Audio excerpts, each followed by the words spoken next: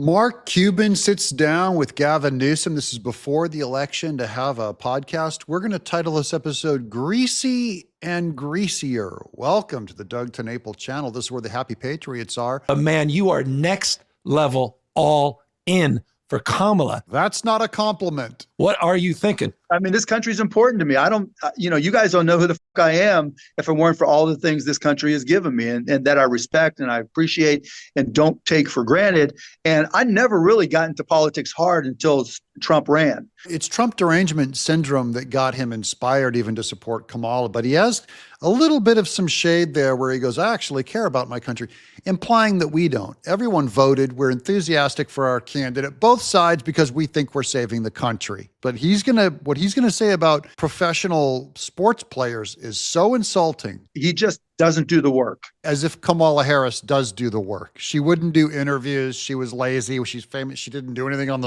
as borders are. He cares about himself. He doesn't, understand policy or try to understand policy. Because Kamala Harris is the Stephen Hawking of policy. She's such a genius. She's the Albert Einstein of policy. Trump doesn't understand policy.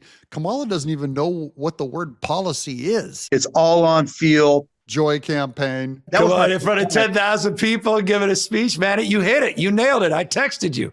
I thought it was great, bro. You crushed it, man. Mark, you should blame him. He encouraged you. Gavin, don't encourage him. He said, you go speak at that Kamala rally. We documented it here where he got the advice from Gavin Newsom. The other day, I called literally 65 of my clients across the NFL. And I said, hey, I'm just curious. I don't care who you're voting for. I'm just curious. Who do you think the majority of the locker room is voting for? And universally, every one of them said Trump.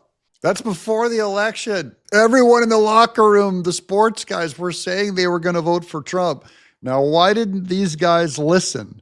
Because they despise these sports players. Mark Cuban thinks they're stupid. Yeah, they think he's going to be better for money. And that's why I'm out there telling him he's not. The tariffs he's trying to propose, awful for athletes, right? All those pro athletes sitting around going, we're for Trump because of those tariffs. A tax on all imports. Isn't that right? We're going to get, that is so not them. They love Trump and they despised the Biden regime and the Kamala Harris regime for what they stand for. And they started thinking for themselves. The bigger thing is how he's going to treat people. If, every single one of those players does something in the community, almost all of them have foundations that get involved in the community. And if they think that Donald Trump is going to be supportive of people of color, they've got another thing coming. Trump has a ton of charities that help within the community, as does his administration. Kamala Harris is famously chintzy with the community.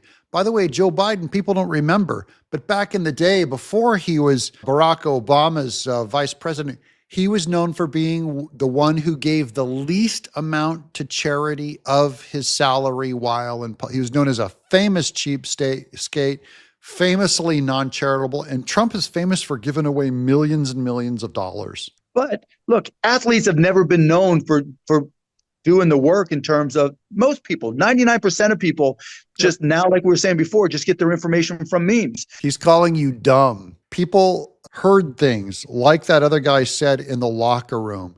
They heard the enthusiasm on the ground. I felt it just by looking at the groundswell and talking to your average Joe. The internet didn't have to tell me that Trump was ahead or that Trump was doing very well and that people were enthusiastic for his message.